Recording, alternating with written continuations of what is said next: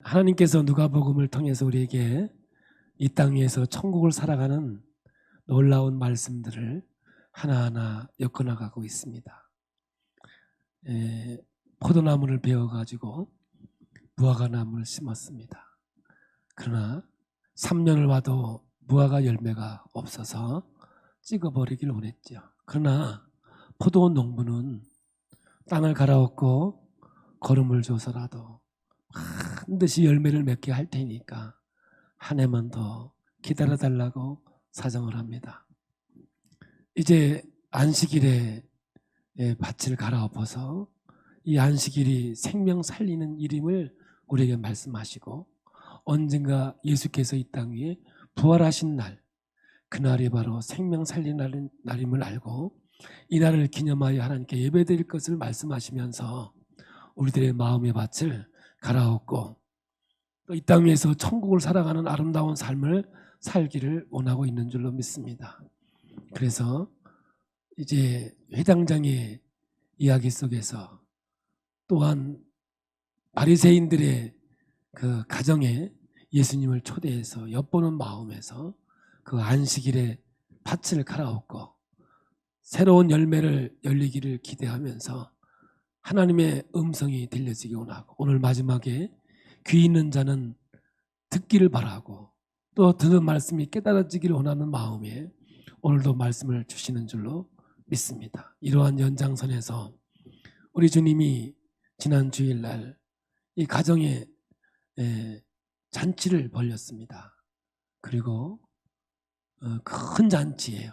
그냥 보통 잔치가 아니라 큰 잔치를 벌려놓고 초대장을 날렸습니다. 그런데 초대받은 사람이 오지를 않는 거예요.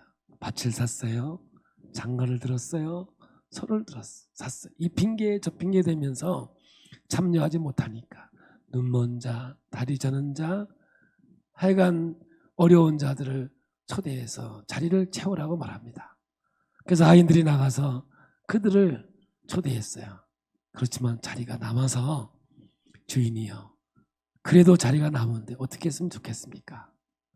그러면 울타리 밖 성 밖으로 나가서 사람들을 초대해서 강건하여 내 집을 채우라고 명령을 합니다.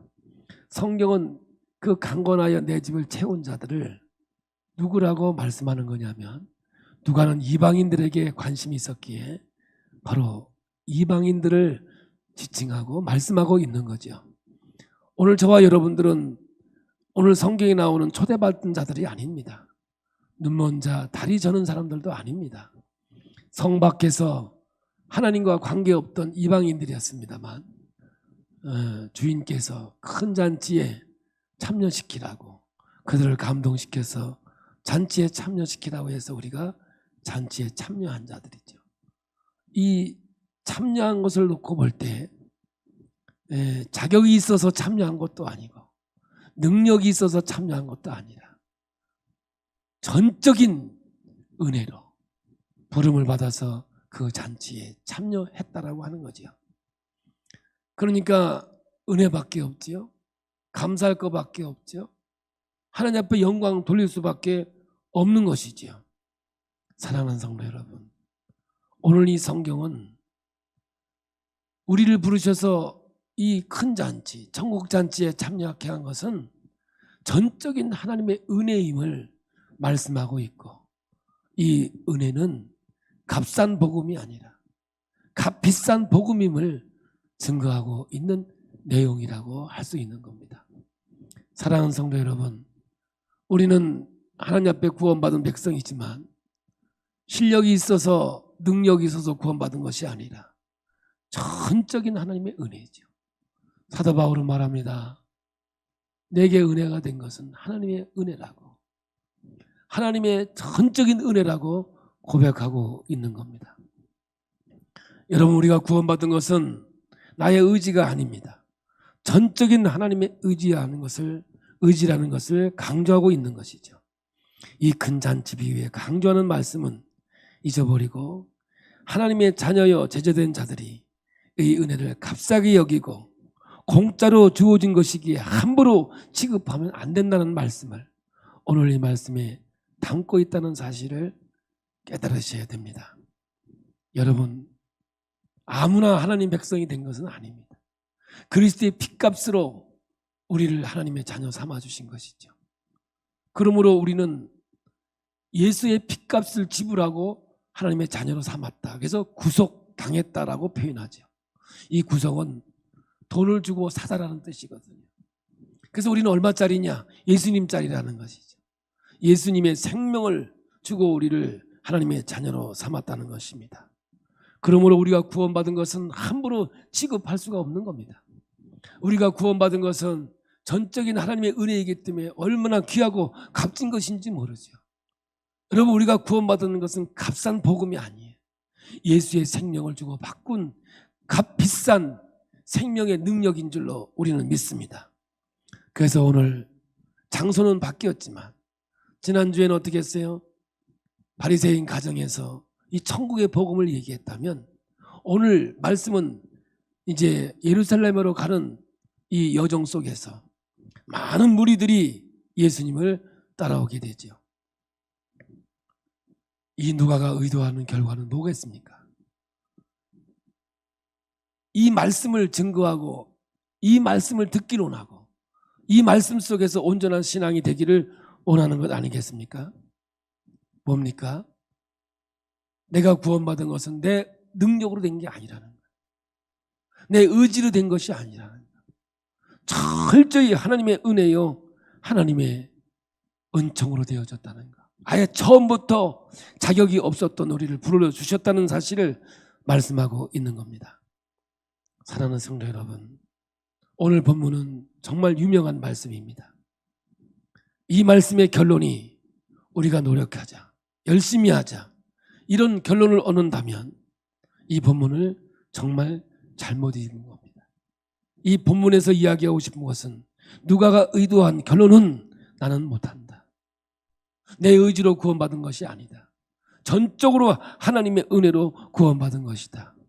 이거를 끌어내기 위한 하나님의 의도가 있다는 사실을 먼저 여러분에게 말씀을 드리고 이제 이 본문에 있는 이야기를 이야기하고자 합니다. 이제 오늘 본문 25절은 많은 무리들이 동행하였다로 시작이 되어집니다. 많은 무리들이 참된 제자들은 아닙니다. 이 사람들은 예수님이 예루살렘으로 왜 가는지도 알지 못하고 있습니다. 예수님이 예루살렘으로 가는 목적은 왕으로 등극하기 위해서 가십니다. 사람들은 예수님이 정치적인 메시아로 등극하기를 원했습니다. 역사적인 문헌을 보면 예수님이 계시기 전후를 볼 때 자칭 메시아가 참 많았습니다. 지금도 자칭 메시아가 참 많습니다만 자칭 메시아들이 하나님 나라의 운동을 하였습니다. 그래서 당시 복음서에서 하나님의 나라에 대한 개념은 전혀 낯선 개념이 아니었습니다. 그들은 이 미리 와 있는 이러한 선견자들로부터 많은 이야기를 들었기 때문에 예수님께서 하나님 나라를 얘기할 때 낯선 이야기는 아니었다는 것이죠. 그러나 예수님의 삶을 볼 때 뭔가 다른 게 있었습니다. 죽은 자를 살게 하고 병든 자를 고치게 하고 눈먼 자를 고치고 오병이의 기적의 역사가 나타나고 다른 사람들과는 뭔가 다르고서 이 예수를 향해서 기대가 참 많았습니다. 얼마나 기대가 많았느냐. 우리가 알다시피 로마의 정권을 물러내고 정치적인 메시아로 이들은 꿈을 꾸고 있었습니다. 엠마오로 가는 제자들, 그들이 예수님을 쫓아왔지만 예수님이 십자가에 죽으시는 사건을 보고 사흘 동안 아무것도 나타나지 않는 걸 보고 실망해서 예루살렘에서 엠마오로 가고 있는 장면이 누가복음 24장 21절에 기록되고 있으니 우리 한번 말씀을 읽어보겠습니다. 우리는 그분이야말로 이스라엘을 구원하실 분이라는 것을 알고서 그분에게 소망을 걸고 있었던 것입니다. 그뿐 아니라 그런 일이 있은 지 벌써 사흘이 되었는데 실망에 차여 있는 말 아니겠습니까? 한마디로 허무하다는 것 아니겠습니까? 예수님께 기대를 했는데 십자가에서 죽어버리고 말았습니다. 그래서 우리는 예루살렘을 떠나 엠마오로 가고 있는 중이라는 거죠. 이들만이 아니라 오늘 본문에 나오는 많은 무리들의 기대이기도 했습니다. 예수님이 예루살렘으로 가는 것은 분명하게 왕으로의 등극을 위해 가지만 무리들이 가지고 있는 생각과는 전혀 다른 것이었습니다. 십자가에서 죽으시고 부활하셔서 죄를 없애주시고 사망을 이기시는, 그래서 하나님 나라가 이 땅에 도래케 하는 것이 예수님의 목적이었던 것이죠. 그래서 혈통으로 이루어지는 민족 이스라엘이 아니라 온 세계에 택하시고 부르신 하나님의 백성을 새롭게 세우시고 그들을 다스리시는 왕이 되시는 그런 나라를 세우시는 것이 예수님의 목적이었던 것입니다. 그런데 지금 예수님과 함께 가는 이 무리들은 예수님의 생각과 전혀 달랐던 것입니다. 한번 생각해 보십시오. 저와 오늘들 여러분들이 하나님께 예배드리지만 혹시 이 성경에 주시는 하나님의 뜻과 우리가 가지고 있는 생각이 전혀 다르고 있지는 않습니까? 오늘 이 말씀을 통해서 하나님이 주신 말씀이 나의 생각이 되고 나의 삶이 되기를 예수의 이름으로 축복합니다. 아담에게 주었던 이 땅을 다스려라, 정복해라 했던 이 명령을 예수님이 예루살렘에서 십자가를 통해서 성취하시기를 원하시는 것이 하나님의 뜻이었고 예수의 목적이었던 것이죠. 유대인들이 구약을 제대로만 공부를 했더라면 알 수 있었을 텐데 몰랐습니다. 유대인들이 기대했던 메시아는 승리의 메시아이고 정적인 메시아였던 것이죠. 그래서 다윗 왕궁이 다시 회복되기를 기대하였습니다. 이들이 못 본 것은 승리의 메시아와 정적인 메시아에 가려서 고난의 메시아, 죽으러 오신 메시아를 못 보았던 것이죠. 예루살렘으로 가시고 있었다라는 의미는 바로 이것을 말하고 있는 거거든요. 예수님이 가르치는 길은 십자가의 길이었고 좁고 험난하고 죽음의 길이었습니다. 이 길을 주님과 함께 가고 있음을 많은 무리들은 모르고 있었다는 것이죠. 여기서 동행이라는 뜻이 같아서 동행했다는 것이 아닙니다. 서로 다른 기대를 가지고 길만 같이 가고 있었던 것이죠. 이들은 하나님이 가지고 있는 큰 그림을 그리지를 못했습니다. 단편적이고 허황된 기대를 가지고 있었던 사람들이었습니다. 오병이어의 기적을 보았습니다. 저분을 따라다니면 먹을 것 해결되겠네. 병자를 고치는 걸 보았습니다. 저분을 따라다니면 내 건강 책임져 주시겠네. 예수님에 대한 이해가 틀리지는 않았지만 부분적으로만 알고 있었습니다. 굶주림, 벌거벗음, 병듦, 귀신 들림, 연약함을 주님이 해결해 주십니다. 하지만 예수님의 치유 사역, 죽기 사역, 긍휼 사역을 보이는 이스라엘이 로마를 물리치고 세우시려고 한 것이 아니라 보이지 않는 하나님의 나라를 사탄의 세력을 부수고 사탄이 통치하는 세상 속의 침투에 들어가심으로 이루시는 것이 하나님의 목적이었던 것이죠. 오늘도 병 치료해 주시고 일용할 양식을 주시고 우리를 묶고 있는 사탄의 세력에서 자유케 해주시는 것으로 끝이 아니다라는 것입니다. 거기에는 이미 하나님의 나라가 임하고 있다고 하는 건 어떤 사인이 되어야 하는 것이죠. 기적과 이적이 일어났어요. 여기서 끝나면 안 되는 겁니다. 우리는 병 고쳤다고 병이 안 드나요? 배불렀다고 또 배고프지 않나요? 이것이 다가 아니고 제자가 됨에 있어서 이들이 제자됨의 대가, 비용을 지불해야 함을 말씀하고 있는 겁니다. 이렇게 예수님과 함께 가는 무리들은 예수님의 생각과 전혀 달랐습니다. 이제 예수님께서 이들에게 분명하게 가르쳐 줘야 될 방향을 제시하고 있는 겁니다. 너희들이 가는 이 길, 나를 따라오는 이 길은 십자가의 길이라는 겁니다. 그리고 잔치에 초대받았으나 이것은 자격이 있어서 능력이 있어 초대받은 것이 아니라 전적인 하나님의 은혜요 하나님의 축복임을 알게 하였던 것이죠. 생각해 보라는 겁니다. 너희들이 가는 이 길이 어떤 길인가? 오늘날 우리 같으면 우리가 예수 믿고 가는 이 길이 어떤 길인가 한 번쯤 생각해 보라는 거예요. 그리고 계산해 보라는 거예요. 이 길은 대가가 지불되어야만 하는 길이라는 거예요. 이 길은 분명한 계산이 나와야 된다는 거죠. 그래서 비유를 말씀합니다. 망대를 세우는 비유와 전쟁의 비유를 예수님께서 오늘 본문에 말씀하고 있는 거죠. 망대를 세울 때 오늘 같으면 빌딩이죠. 아마 이 성경에서는 성전을 지칭하고 있을 겁니다.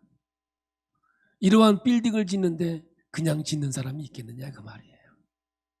계산하고 또 계획을 세우고 얼마나 비용이 드는지 얼마나 시간이 드는지 계산하고 빌딩을 짓지 않겠느냐 그 말이에요. 아무 생각 없이 아무 계산도 없이 빌딩을 건축할 수 있겠느냐는 거죠. 오늘 전쟁이 일어났습니다. 1만 명밖에 없는 군사를 가지고 2만 명의 군사를 대적할 수 있겠느냐 그 말입니다. 계산해보고 이거 도저히 안 되겠다 그러면 화친을 청해서 전쟁을 하지 말아야 되는 것이 지혜로운 거 아니겠느냐 이 말씀을 하고 있는 거죠. 그러므로 오늘 사랑하는 성도 여러분, 오늘 이 무리들과 같이 우리는 예수님이 가시는 이 길을 걸어가고 있습니다. 이 길을 걸어가고 있지만 이 땅에서 우리가 천국을 누리며 살아야 되는 것이 성경에서 우리에게 요구되어지는 삶 아니겠습니까? 그러면 천국을 누리고 살아가는 것은 그만한 대가가 지불되어야만 된다는 사실이죠. 그러면 오늘 성경에서는 어떤 대가를 지불해야만 되는가? 오늘 여러분 이 말씀을 오늘 이 말씀에다가 담아놓은 거예요. 그래서 오늘 여러분 이 대가를 지불하지 않으면 성경은 뭐라고 그래요?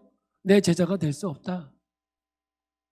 이 많은 무리가 나와 함께 지금 예루살렘으로 향해서 가지만 이 많은 무리가 내 제자가 될 수 없다. 이 말씀하고 있는 거죠. 그러면 직선적으로 얘기하면 이 땅에 수많은 무리가 예수 믿는다고 주의 길을 간다고 하지만 정말 구원받는 숫자가 얼마나 되겠는가.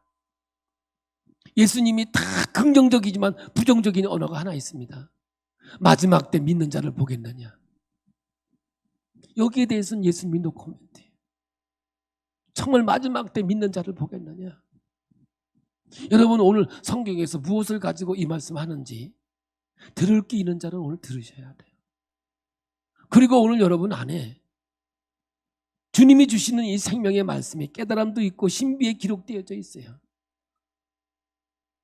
그래야 하나님의 온전한 길을 갈 수 있는 거예요. 그러면 뭐라고 하는지 오늘 말씀을 보겠습니다. 오늘은 새 번역으로 제가 번역본을 가져왔습니다. 좀 쉽게 보기 위해서 새 번역으로 번역됐습니다. 25절 26절을 보겠습니다. 많은 무리가 예수와 동행하였다. 예수께서 돌아서서 그들에게 말씀하셨다. 누구든지 내게로 오는 사람은 자기 아버지나 어머니나 아내나 자식이나 형제나 자매뿐만 아니라 심지어 자기 목숨까지도 미워하지 않으면 내 제자가 될 수 없다. 예수님의 선언입니다. 가시다가 돌아서서 이 말씀을 하고 있는 거예요. 제가 앞에 서론 얘기했죠? 하나님의 전적인 은혜요, 하나님의 축복으로 우리가 자녀가 되었습니다. 아멘이죠? 그러나 이 길은 대가를 지불해야만 하는 길이라는 겁니다. 생각을 해봐라. 계산을 해봐라. 망대를 칠 때, 전쟁을 할 때 아무 생각 없이 망대를 짓거나 전쟁하는 사람이 어디 있냐? 계산도 해보고 계획도 세워보고 그런 거 아니겠느냐 그 말이거든요. 아주 깊은 생각을 하게 하시는 하나님 말씀이거든요. 이 관계를 얘기하고 있어요. 지금 읽은 25절 26절은 관계성입니다. 두 번째는요, 목적이에요. 보겠습니다. 27절입니다. 누구든지 자기 십자가를 지고 나를 따라오지 않으면 내 제자가 될 수 없다. 목적성을 가지고 지금 얘기하고 있습니다. 33절에도 똑같은 말씀하고 있습니다. 33절입니다. 그러므로 이와 같이 너희 가운데서 누구라도 자기 소유를 다 버리지 않으면 내 제자가 될 수 없다. 지금 계속해서 세 가지의 말씀을 들으면서 내 제자가 될 수 없다. 어디에서 얘기하는 거예요? 지금 예루살렘으로 가고 있으면서 돌아서서 많은 무리들이 있었는데 그들을 보면서 너희들이 다 내 제자가 될 수 없다. 그 말 아니겠습니까? 오늘날로 얘기한다면 다 구원받는 자가 아니다 라는 말로 들리지 않습니까? 마지막 때 믿는 자가 있을 거냐? 주님의 이 안타까운 외침에 오늘 이 말씀을 한번 좀 투영해 볼 필요가 있는 거다 말이죠.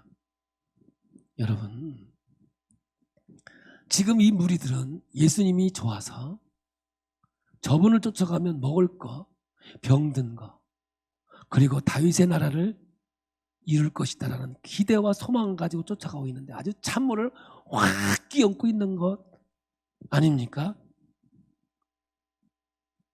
듣는 사람 입장에서는 기분이 조금 안 좋을 거예요.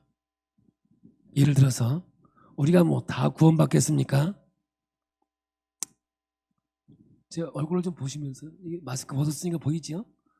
뭐 더 클로즈업은 하지 마세요. 본색이 드러나서 안 됩니다. 구원받겠냐? 표정 보셨습니까? 아이 스크린이 저기 있는 게 그거 보라고 있는 거지. 구원받겠냐?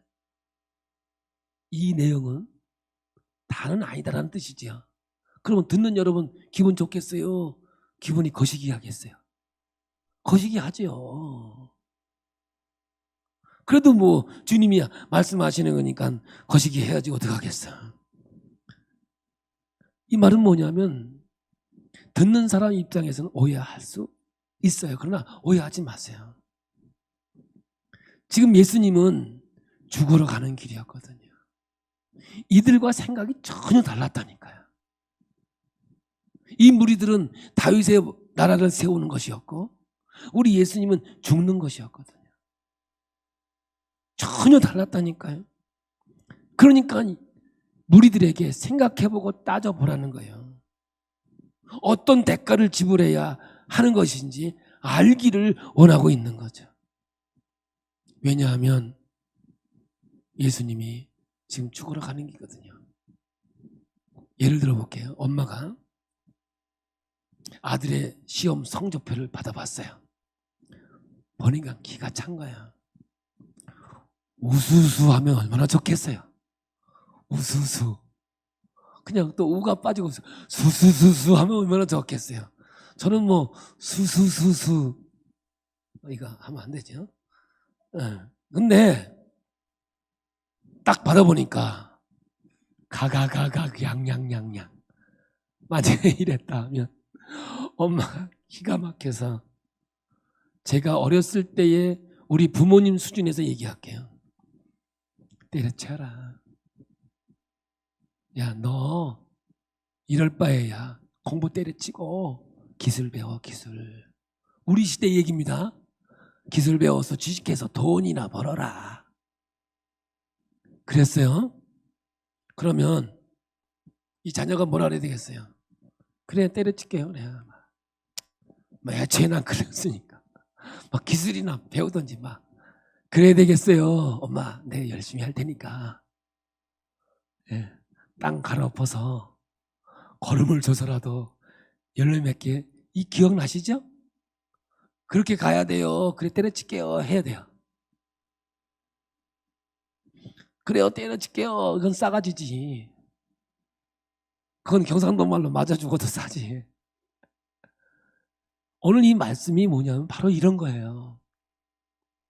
내 제자가 되지 못하리라. 그래 뭐 그냥 뭐 알았어요. 아이 뭐 제자 안 할래야. 이게 아니라 주님의 말씀이 뭔지, 저 깊은 진리가 뭔지를 귀를 기울여서 주님의 생각과 주님의 뜻을 알려고 하는 것이 제자된 자의 삶이 아니겠느냐. 할렐루야. 그 말씀으로 이어가고 있는 거거든요. 그러니까 참 제자가 되라. 참 하나님 백성이 되라. 이 말씀으로 하고 있는 거거든요. 그냥 많은 무리들 중에 한 사람이 아니라 나와 목적이 같고 같은 생각을 갖고 가는 그런 제자가 되라 하면서 이 말씀을 주시는 것이거든요. 우리 26절을 다시 한번 보겠습니다. 누구든지 내게로 오는 사람은 자기 아버지나 어머니나 아내나 자식이나 형제나 자매뿐만 아니라 심지어 자기 목숨까지도 미워하지 않으면 내 제자가 될 수 없다. 이게 가족을 버리라는 얘기일까요? 그러면 기독교가 가정 파괴범입니까? 이단이에요? 아니잖아요. 십계명에 내 부모를 공경하라. 분명히 하나님께서 말씀하셨잖아요. 이게 상충되면 안 돼요. 충돌하면 안 된다는 거예요. 그러면 마태복음 10장 37절을 한번 볼 텐데요. 이 말씀은 똑같은 말씀인데 번역을 이렇게 했어요. 보겠습니다. 나보다 아버지나 어머니를 더 사랑하는 사람은 내게 적합하지 않고 나보다 아들이나 딸을 더 사랑하는 사람도 내게 적합하지 않다. 이 이야기를 들어보면 우선순위가 무엇이냐라는 것을 먼저 말씀하고 있는 내용이거든요. 여기서 누가복음에서 미워하라는 말은 우리가 얘기하는 미움이 아니에요. 이 말은 뭐냐면 절대적인 기준 앞에서 다른 것은 상대적으로 여겨져야 된다. 이 말이거든요. 이 말은 뭐냐? 이 말을 좀 우리말로 해석하면 이런 거예요. 자기 중심으로 보지 말고 타인의 입장에서 봐라. 이런 뜻이에요.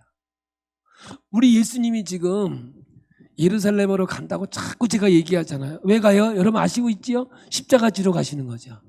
그럼 예수님이 자기를 위해서 지러 가시는 거예요? 인류를 위해서 지러 가시는 거예요? 자기를 위해서 지는 거 아니죠. 예수님이 지어야 될 이유가 없죠. 예수님께서 인류의 죄를 지고 십자가에 죽으시는 거예요. 그래서 예수님이 이런 말을 해요. 친구를 위해 죽어주는 것보다 더 큰 사랑은 이해 없다는 거죠. 그러면 뭐예요 이게? 제가 회당장 얘기를 하고 바리새인들을 얘기하면서 이들은 다 자기 중심적인 모습 속에서 모든 것을 판단했다. 율법을 봐도 자기 중심에서 자기 소유 자기 새끼들은 안식일에도 커피를 풀어서 물을 먹여도 되고 하나님의 소유인 이 딸과 아들은 병 고치면 안 됩니까?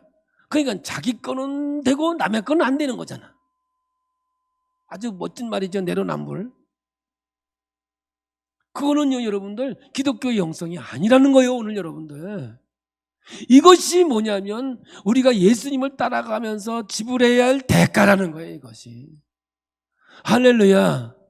근데 이게 되는 거냐고요. 결론은 주여 나는 못합니다. 이걸 깔고 가자는 거예요. 이제 나 할 수 있어. 그러면 이건 말씀 잘못 들은 거예요. 나는 죽고 내 안에 그리스도가 사는 것 그게 신앙의 삶인데 그게 의지로 되는 거냐? 아니야. 제가 처음부터 여러분 내가 구원받은 거 내가 잔치에 초대받은 것은 내가 잘나서 똑똑해서가 아니라 전적인 하나님의 은혜라고 이미 여러분에게 결론을 말씀드렸잖아요. 예수님도 이 말씀 속에서 이야기를 하고 있는 거거든요. 여러분 절대적인 기준 상대적인 이해 이것이 무슨 이야기냐 하면요. 보통 자기를 소개할 때도 다 자기를 중심으로 소개해요. 근데 오늘 주님은 이 땅에서 천국을 살아가는 사람의 삶이라는 것은 뭐예요? 하나님의 은혜 안에서 이루어져야 된다는 거예요. 보세요. 자녀를 낳았어요. 쌍둥이를 낳았어요. 이거 누구 거예요? 대답을 안 해. 다 입을 막아놔가지고 대답을 안 해. 한번 해봐요. 이 자녀 누구 거예요? 하나님 거지요. 근데 어떻게 했어요? 이 가정에 맡긴 거지요. 우리 그렇게 믿지요. 그럼 내 마음대로 길러야 돼요? 하나님 뜻대로 길러야 돼요? 알기는. 근데 그냥 자식을 패면서 그래서 왜 때리냐고 한번 물어봤어요. 제가 우리 옛날에 시골에 여기 교회 앞에서 그랬더니 내 새끼 내 마음대로인데 왜 챙가니냐.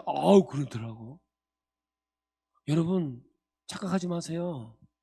걔가 힘이 없으니까 맞지요. 조금 있으면 말로 하시지요. 왜 이리 샀습니까? 이런다니까 여러분들. 그러니까 여러분 자녀를 줘도요 내 소유처럼 기르면 안 돼요. 그게 누구 거야? 하나님 거니까 어떻게 길러야 돼요? 생명을 걸고 길러야죠. 생명을 걸고 그 자녀를 양육해야죠. 내 것 같으면 뭐 버려도 되겠죠. 그런데 그게 아니라는 거예요. 이것은 이게 기독교의 영성이라는 거예요. 부부도 마찬가지예요. 마주보지 말래. 보면 싸우니까. 보면 쪽쪽 싸우는 거예요. 그러니까 앞만 보고 가라는 거죠. 앞만, 누구만 바로 예수가 길이에요. 예수가 생명이 되면 할렐루야, 주님의 사랑 안에서 다 사랑하게 되는 거예요. 예수가 능력이 되면 다 헌신하게 되어지는 거거든요. 우리 기독교 영성은 철저하게 하나님 중심이에요. 하나님 중심. 이게 대가를 지불하는 거라니까요. 그래서 여러분 성경은 계속해서 얘기한다니까. 이렇게 27절을 보겠습니다. 27절. 누구든지 안 떴어요? 27절. 27절. 시작. 누구든지 자기 십자가를 지고 나를 따라오지 아니하면 내 제자가 될 수 없다. 여러분 자기 십자가를 지고, 얼마 전에 제가 얘기했어요. 어떤 분이 그래요. 난 신랑이 십자가요. 뭘 신랑이 십자가요? 또 왜? 신랑이 십자가래. 어떤 사람은 또 자기 자식을 보면서 저거 내 평생 십자가로. 십자가가 무슨 십자가예요? 십자가는요 내가 죽는 자리가 십자가예요. 할렐루야. 자기 십자가를 지라는 말은 뭐냐? 죽으라는 거예요. 죽으라는 거. 이게 여러분들, 이것이 하나님을 따라가는 나의 대가를 지불하는 거라니. 내가 죽어야 타인 중심의 삶을 살아가는 거예요. 내가 살아나면 절대로 여러분 타인 중심이 안 되는 거예요. 그래서 여러분 지난주에 말씀했잖아. 초대를 할래도 초대를 받았으면 밑에서 앉아라. 그러면 주인이 알아서 높여줄 테니까. 괜히 높은 데 올라갔다가 밑으로 내려가시죠. 그러면 창피하지 않느냐 말이야. 그리고 초대를 할 때는 높은 사람 뭔가 이렇게 좀 요걸 뭐라 그러냐, 로비. 요즘에 난리 났잖아. 내가 섬겨도 돌아오지 않을 만한 사람. 할렐루야. 그냥 내가 섬기고 헌신하는 것은 밑빠진 독에 물 붓기 같이 하라 그 말이에요. 내가 간증도 했잖아요. 내가. 그러니까 오늘 여러분 내가 죽어야 이루어지는 길이라니까. 할렐루야. 내가 살면 이 길 못 가는 거예요. 여러분. 어떻게 이 길을 가? 내가 죽어야 가는 길이지. 그래서 갈라디아 2장 20절 내가 그리스도와 함께 십자가에 못 박혀 죽었나니 그런즉 이제 내가 산 것이 아니라 내가 아니 그리스도께서 사신 것이라. 내가 육체 가운데 사는 것은 하나님의 아들을 믿는 믿음 안에서 사는 것이라. 할렐루야. 그러므로 여러분 이 무리가 다 예수의 제자가 아니야. 같은 길을 간다고 해서 제자가 아니라니까. 능히 내 제자가 되지 못한다는 거예요. 그럼 뭐예요? 자기 십자가를 지고 관점이 바뀌어야 된다니까. 보세요. 우리 가족이잖아. 예수 안에서. 할렐루야. 예수 안에서 다 가족의 범위가 바뀌었어요. 우리 예수님이 뭐라고 그래요? 한번 성경 볼까요?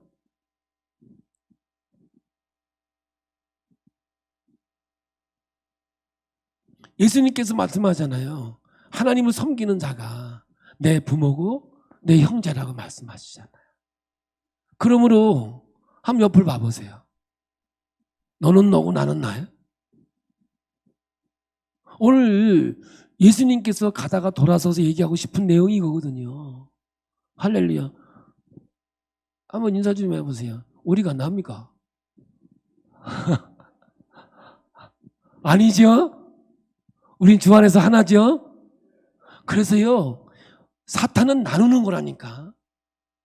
쪼개는 거라니까, 여러분들. 근데 성령은 하나가 되는 거라니까요. 할렐루야. 여기서 부모를 버리려는 거예요? 형제를 버리려는 거예요? 아니요. 범위를 넘어가라는 거예요, 여러분들. 우선순위가 하나님이면 형제 자매가 생명이 되고 능력이 된다는 얘기입니다. 우리는 말씀을요, 분명히 우리가, 그래서 우리가 가는 이 길은, 복음은 값싼 복음이 아니라니까요. 예수의 십자가의 능력으로 부여받은 복음이라고. 세상 사람이 볼 때 십자가는 미련해 보이지만 우리 믿는 자에게는 이게 능력이 되는 거라고요. 할렐루야. 우리가 가지고 있는 이 복음은 정말 비싼 복음이에요. 우리가 구원받은 것은 예수님 짤이라니까요. 예수의 생명을 가지고 우리를 자녀로 삼아주셨으니 생명 아니겠어요. 그러므로 오늘 여러분, 여기서 얘기하는 관계, 목적, 소유, 내 소유를 다 버리려는 거예요. 그게 아니라 소유는 뭐예요? 나를 지탱해 줄 수 있는 것, 나를 붙잡아 줄 수 있는 게 뭐예요? 소유요? 돈이요? 권력이요? 명예요? 그런 거 아니라는 거예요. 하나님이 나를 붙잡아 줘야 된다는 거예요. 하나님이 나를 인도해 줘야 된다는 거죠. 그래서 복음서 끝은 뭐예요? 실패라고 했잖아요. 제가 처음부터 얘기 시작할 때 복음서 끝은 실패라는 거예요. 그럼 어디로 가야 돼요? 사도행전으로 가야 되는 거예요. 누가복음은. 그래서 성령이 내 마음속에 와서 할렐루야, 나를 인도해 줘야만 갈 수 있는 길이 이 주님의 길인 줄 믿으시길 바랍니다. 소금이 만약에 맛을 잃으면 무슨 소용이 있겠어요? 오늘 이 성경에서 마지막 결론으로 가는 거예요. 그리스도인들의 맛은 뭐예요? 나는 죽고 그리스도가 사는 거예요. 그게 맛이라니까요. 내 중심이 아니라 타인 중심으로 가는 것이 소금의 맛이에요. 성경에서 얘기하고 있는 거예요. 뭔 줄 아세요? 소금은요, 녹아야 형체가 없어져요. 맛을 내는 거예요. 불은요, 뭘 태워서 빛을 내는 거 아니겠습니까? 그러므로 우리는 뭐 이 땅에 소금과 빛의 역할을 감당해야 되는 거예요. 그건 자기 희생이 있어야만 이루어질 수 있는 거잖아요. 근데 결론이 뭐겠어요? 나는 못합니다예요. 절망이에요. 좌절이에요. 그래서 여러분들, 신앙은 하나님의 능력으로 가는 길이에요. 그래서 우리가 어떻게 해야 돼요? 하나님 능력 주세요. 제 신앙의 철학이 뭐라 그랬어요? 넘어가고 지고 가는 거다. 넘어가기 힘들 때, 지고 가기 힘들 때 하나님께 기도합니다. 하나님 내게 능력 주세요. 성령 충만하게 해주세요. 성령의 역사가 아니면 저는 이 길을 갈 수 없어요. 제가 목회하면서 신앙의 길을 걸어가면서 깨달은 게 이거라니까요. 지금도 마찬가지. 하나님이 은혜 주시지 않으면, 하나님이 능력 주시지 않으면 나는 진짜 이 길 못 갑니다. 지금도 저의 고백이고 간증이기도 한 거예요. 그러므로 오늘 여러분, 우리는요, 내 능력으로 신앙의 길 가는 게 아니에요. 내가 잘나서 똑똑해서 구원받은 것이 아니라 전적인 하나님의 은혜로 구원받은 것과 같이 우리의 신앙도 내게 능력 주시는 자 안에서 내가 모든 걸 할 수 있는 거라고요. 그러면 여러분 어떻게 해야 되겠어요? 예배가 회복돼야 되겠죠. 그래서 제가 여러분에게 얘기했잖아요. 고린도 베드로가 말씀하잖아요. 천국을 사는 게 이 땅에 뭐냐? 기도하는 거다. 무슨 기도할게요? 성령의 충만함을 주세요. 성령으로 인도해 주세요. 하나님 나의 갈 길을 인도해 주세요. 우리 전적으로 하나님의 뜻을 물어보는 게 기도 아니겠습니까? 할렐루야. 내 뜻을 묻는 게 아니라 하나님의 뜻이 뭔지를 묻는 게 기도의 원어라고요. 그 다음에 뭐예요? 내가 죽고 그리스도가 사니까 여러분 사랑할 수 있는 거예요. 그리고 용서할 수 있는 거 아니겠어요? 그래서 사랑하고 용서하는 게 그리스도인의 삶이라면 이걸 못하는 게 성령 거역죄지요. 다른 거 아닙니다, 여러분들. 그러면서 섬기며 헌신하며 살아가라는 거죠. 그런데 말을 할 때 어떻게 해요? 그리스도가 말하듯이. 행동할 때 어떻게 해요? 주님께서 하듯이. 그러니까 철저하게 나는 죽고 내 안에 그리스도가 사는 거예요. 이게 내 의지로 되는 거냐고요. 여기에 절망하지 않으면요, 진짜 신앙은 진짜 아무것도 아니에요, 여러분들. 그래서 겸손하게 하나님 앞에 와서 은혜 주세요, 은혜 주세요. 그래서 여러분 교회는요, 새벽 예배를 만들고 주일 예배가 있고 목장 예배가 있고 새벽 예배가 있고 수요일 예배가 있고 금요 예배가 있고 눈 돌아가는 사람은 안 나오는 사람이야. 그거 왜 만드는 줄 아세요? 하나님, 나는 내 능력으로 못 가요. 하나님, 나 은혜 주세요. 능력 주세요. 할렐루야. 나 불쌍히 여겨주세요. 그래서 성전 중심의 신앙의 길을 걸어가는 것이 오늘 우리의 삶이 되어야 된다는 거예요. 할렐루야. 자신의 능력으로 갈 수 있을 것 같아요? 오늘 성경은 안 된다는 겁니다. 깨달으라는 거예요. 사랑하는 성도 여러분, 저는 얘기합니다. 저는 새벽이 좋습니다. 왜 좋냐? 나는 하나님 편입니다. 나는 외치는 시간이 새벽이에요. 하나님, 나 불쌍하게 여겨주세요. 내가 뭐 할 수 있겠어요? 하나님 내게 능력 주셔야 이게 갈 수 있지. 수요일 예배도 그렇고 금요일 예배도 그렇고 결론이 뭐예요? 나와라 그 얘기요 지금. 여러분 무슨 힘으로 이 길 가려고요? 여러분 어떤 능력으로 이 길 가려고 여러분들 그렇게 자신감이 있으세요?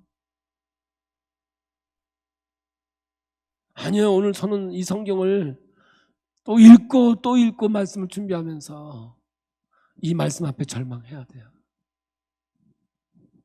하나님 도와주세요. 하나님 인도해 주세요.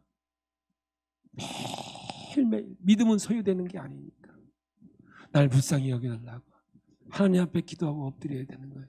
언제까지? 주님 오시는 그날까지 자비를 구하고 긍휼을 구하는 것, 그것이 신앙의 역사인 줄 믿습니다. 사랑하는 성도 여러분, 우리의 복음은 값싼 복음이 아니에요. 아무나가 아니라고. 그리스도의 핏값으로 우리를 부르셔서 예수님 짤이라니까 얼마나 값비싼 복음입니까? 이 복음이 복음되기 위해서 언제나 하나님 앞에 엎드려 주의 길 가는 저와 여러분이 되기를 예수의 이름으로 축복합니다.